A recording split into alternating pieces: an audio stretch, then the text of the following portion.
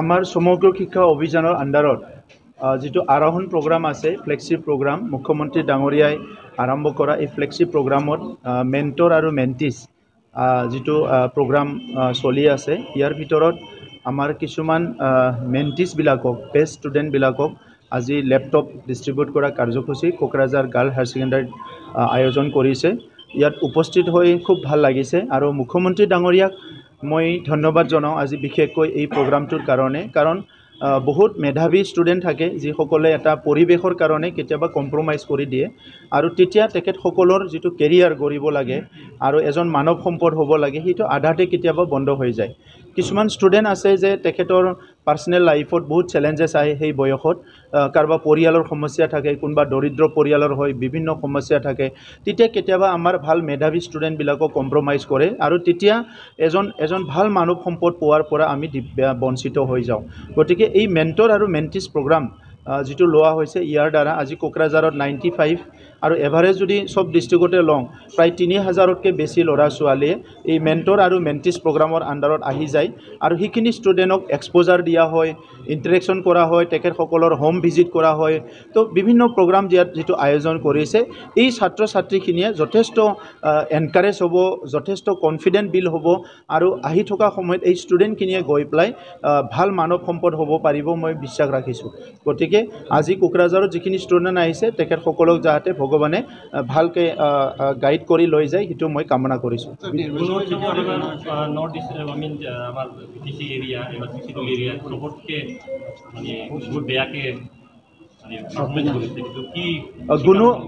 গুণ উৎসৱটো যোৱা 2 বছৰত আমাৰ বহুত ভাল আছিলে আৰু লাষ্ট ইয়াৰতো আমাৰ C-D বহুত কম আছিলে, কিন্তু এইবাৰ Aত কম, Bত আৰু বেছি আছে।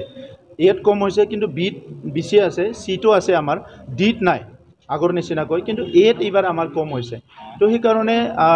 ইয়াৰ কাৰণটো কি, বিভিন্নজনে বিভিন্ন কাৰণ কৈছে, যে টি গাৰ্ডেনৰ কথা কৈছে, লেংগুৱেজৰ কথা কৈছে। তো সেইকাৰণে আমি ডাইৰেক্টৰৰ লগত আজি গধূলি আমি এই 2-3 দিনত ৰিজাল্ট ওলোৱাৰ পৰা অলপমান ষ্টাডি কৰিবলৈ দিছোঁ যে ৰিজনটো শিক্ষা বিভাগে কি ওলাই দিব পাৰে আমাৰ কাউন্সিল লেভেলত, সেইটো আমি আজি গধূলি 5টা বজাত ইয়াৰ ওপৰত স্পেচিয়েলি আমি মিটিং বহিছোঁ আৰু যোৱাবাৰো আমি C-D পোৱাসকলক স্পেচিয়েলি অলপমান তেখেতসকলক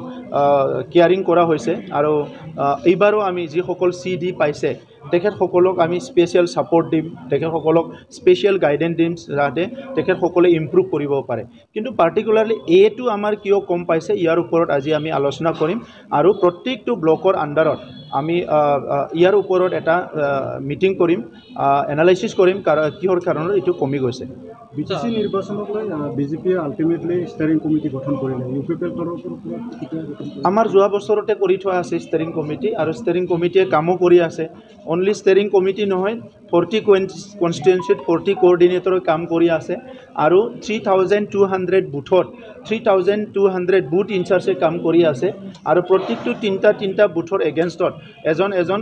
এক্সিকিউটিভ মেম্বাৰ আমি বনাই দিয়া হৈছে, ট্ৰেইনিং কৰি তেখেতসকলে সুন্দৰকৈ কাম কৰি আছে। ইয়াৰ কাৰণে বহুত দিন আছে আৰু এতিয়া চৰকাৰ চলি আছে, গতিকে এইটো যথা সময়ত উপযুক্ত সময়ত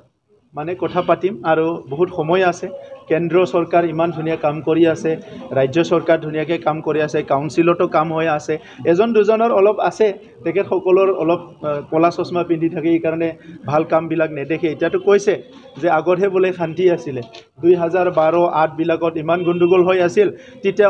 বহুত শান্তি আছিলে, এতিয়া অশান্তি হৈছে বোলে। তো এই যে মডেল যিটো তেখেতে নিজৰ অশান্তিটো মডেল বনাই লৈছে এটা ৰাজনীতি কৰা, আমি শান্তিটো এটা মডেল কৰি লৈছোঁ, ইয়াৰ মাজতে ইলেকশ্যনৰ যুঁজটো হ'ব, শান্তি আৰু